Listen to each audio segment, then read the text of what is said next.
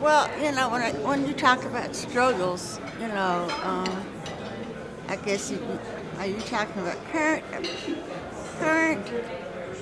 past? This was after the Supreme Court made the decision that segregation was illegal in 1954. That was Brown. So that was 3 years after Brown, in 1957, that they attempted to be able to test the system. And when I say that, there were civil rights activists in my community. And they will say, we're going to test the system and we will see what happens. It has already been said that it's illegal. So that's how Charlotte was one of the cities in the South that chose to do that. Back then, schools were not close to where you had to go. So that school, particular school, was within walking distance of where I lived versus the school that I was assigned to. I would have had to walk many blocks, or my parents would have to take me to school because the school buses were not used for black children, only white children. Okay, so these are segregated buses, segregated schools, segregated everything.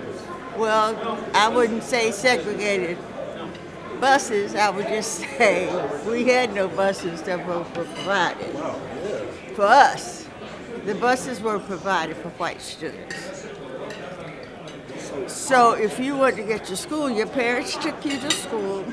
You could ride the city bus to school. That honey butter is great. Or your parents could take you to school, or you could walk to school. So during my elementary school days, I walked to school because it was about 3 blocks from where I lived. But as I got older, middle school and on to high school, it got further and further. It was all on the same street, but it got further and further away. And so the question was why that's one of the reasons why.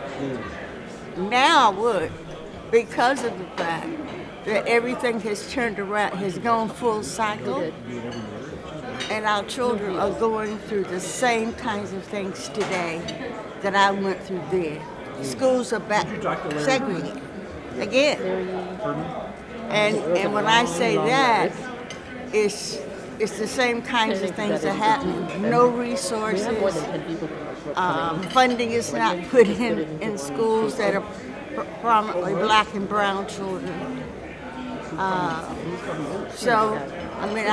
I still fight for it. I'm fighting for it today at 84 years old. The same kind, just doing it a different way.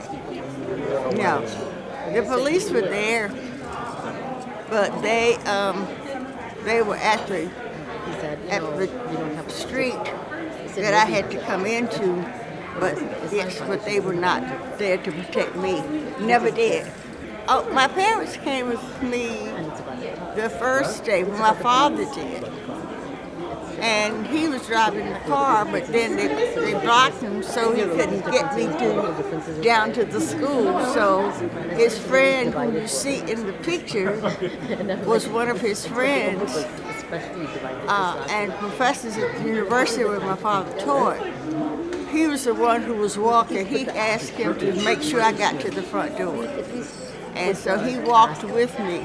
The other days, the crowds were not there because, I guess that was on Thursday. On Friday morning, I woke up and I had a real bad sore throat, so I didn't go on Friday. And so when I went on Monday, they thought I wasn't coming back. So my father was able to drive to the school in the circle and let me out. Part of maturity. And then when I walked inside, they were shocked because they had no idea I was coming. Even though the principal knew because my parents had called the principal and told him that I'd be back on Monday.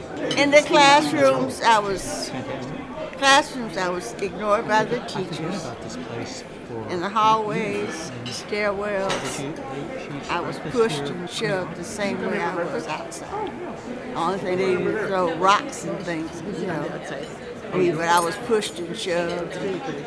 And then, of course, the third day, that Wednesday, a group of boys spat in my food while I was eating lunch in the cafeteria. And that's when I went home. And I asked my parents if I could come home. And then that was the next day, I could come home for lunch. And the next day, when I was preparing to go home, then that's when an object hit me in the back of my head and in my back. And when I proceeded to leave the building, to go outside, that's when our parents' car window was smashed. See, my father was a minister also, and I always felt that the things that my father, Dr. King, mirrored in a lot of ways. Because both of them, even though my father was not out there like Dr. King was, It's going on right now. but January. I always say he advocated in our family. He taught us. He taught us about peace. He taught us about acceptance and those kinds of things within our own family. Well, it's a wonderful experience. You know, I've traveled this country and gone and done things at other places across the country for King Weekend. You know, but this is the first time, you know, I've been to Illinois.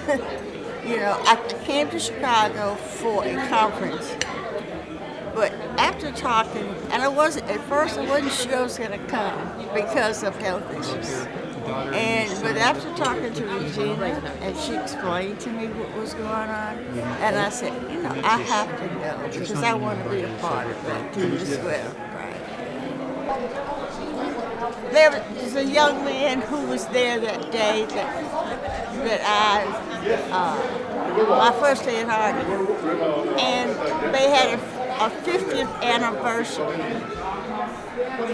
and he sent an email to the TV station, and he asked for my contact information because he wanted to be able to ask for my forgiveness. What had happened was he was in Sunday school, and the subject was on forgiveness.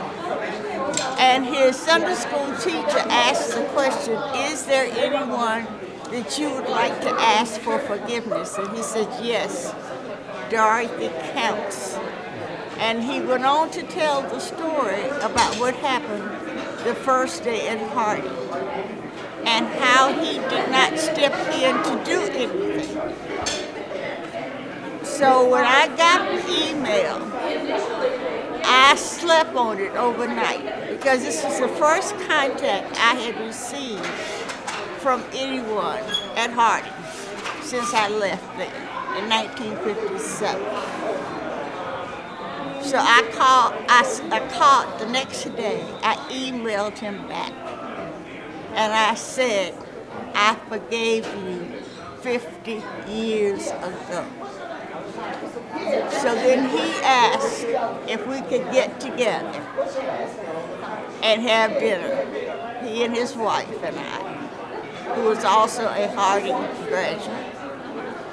And I said yes. And he said, where would you like to go? And I said, someplace you could go in 1957 and I could not go. So we went to a restaurant that was I was able to go.